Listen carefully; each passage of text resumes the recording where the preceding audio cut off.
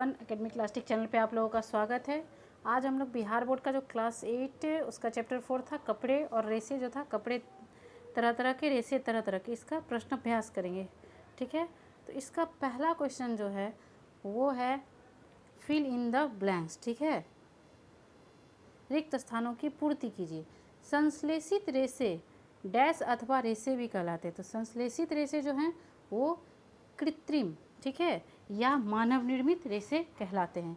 यहाँ हो जाएगा कृत्रिम और यहाँ हो जाएगा मानव निर्मित। ठीक है, मानव निर्मित रेसे कहलाते हैं। अगला प्रश्न है, सूती वस्त्र जलने पर के जलने जैसी गंध आती है जबकि नायलॉन से उबलती हुई के समान गंध निकलती है। तो सूती वस्त्र को जब जलाते हैं तो ये कागज़ के जलने जैसी गंध आती है और नायलॉन से उबली हुई फली के समान गंध आती है। ठीक है, सूती और नायलॉन के वस्त्र को फाड़ने पर कौन से वस्त्र आसानी से फट जाते हैं? तो सूती वस्त्र आसानी से फट जाते हैं। रेशा सेलुलोज के रासायनिक क्रियाओं द्वारा प्राप्त की जाती है। तो रेयॉन रेशा जो है ये सेलुलोज के रासायनिक क्रियाओं द्वारा प्राप्त किए जाते हैं। ओके, अगला प्रश्न है मिलान करना है कॉलम 1 और कॉलम 2 का।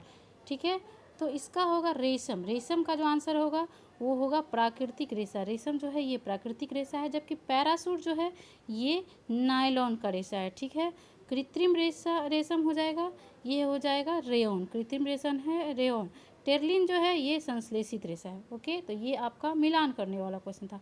अगला प्रश्न है, कुछ रेशे संश्लेषित क्यों कहलाते हैं? ठीक है, तो इसका प्रश्न है, इसका आंसर देना है। तो इसका आंसर होगा मानव जो है मानव सभ्यता के विकास की देन है कपड़ा। ठीक है, कपड़ा मानव सभ्यता और संस्कृति का सूचक है। प्राचीन काल से ही मानव तन ढकने का प्रयत्न करता रहा है। इस काम के लिए उसने आदिम युग में घास फूस, पेड़ पौधे, पत्ते, छाल और मृत पशुओं की खाल आदि का प्रयोग किया।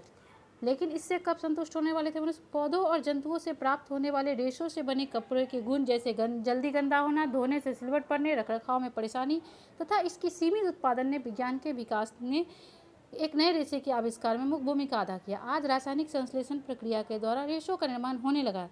इस प्रकार के रेशा को क्या कहते हैं? संश्लेषित रेशा कहते हैं, जैसे नायलॉन, रेयॉन, टेर्लिन। इस प्रकार रेशों को दो तरह से प्राप्त किया था, एक पेड़ पौधों से तथा जानवर से, और दूसरा मानव निर्मित यानी संश्लेषित रेशा। तो यही कारण है कि कुछ रेशों को संश्लेषित रेशा कहा जाता है। अगला प्रश्न है, नायलॉन रेशों से निर्मित दो वस्तुओं के नाम बताइए जो नायलॉन रेशों की प्रबलता को दर्शाती है। तो इसका दो प्रमुख उदाहरण है, दो प्रमुख वस्तु है पैरासूट और चट्टानों या पहाड़ों पर चढ़ने हेतु रस्सी, ये बहुत मजबूत होते हैं। अगला प्रश्न है, रसोई घर में संश्लेषित वस्त्र पहनने की सलाह नहीं दी जाती है, क्यों? तो संश्लेषित वस्त्र जो है काफ़ी हल्के होते हैं, जिसके कारण थोड़ी सी शारीरिक हलचल या हवा से इधर से उधर हो जाते हैं, जिसके कारण आग के चपेट में आ जाते हैं। इतना ही नहीं, यह आग को भी बहुत जल्दी पकड़ लेता है और साथ ही इसमें आग बहुत जल्दी आगे बढ़ता जाता है। परिणाम स्वरूप किसी दुर्घटना होने की संभावना प्रबल होती है। इसलिए जो है रसोई घर में संश्लेषित वस्त्र पहनने की सलाह नहीं दी जाती है। अगला प्रश्न है, रेयॉन को नकली रेशम क्यों कहा जाता है? तो सबसे पहले प्राकृतिक संसाधनों का उपयोग करते हुए कृत्रिम रूप से रेशों का निर्माण किया गया। रेयॉन जो है उन्हीं में से एक है। रेयॉन लकड़ी के लुगदी द्वारा कृत्रिम रेशा प्राप्त किया गया, जिसका गुण रेशम के समान होता है। यही कारण है कि रेयॉन को कृत्रिम या नकली रेशम कहा जाता है। अगला प्रश्न है, संश्लेषित वस्त्र गर्मी के मौसम में आरामदेह नहीं होते हैं, क्यों?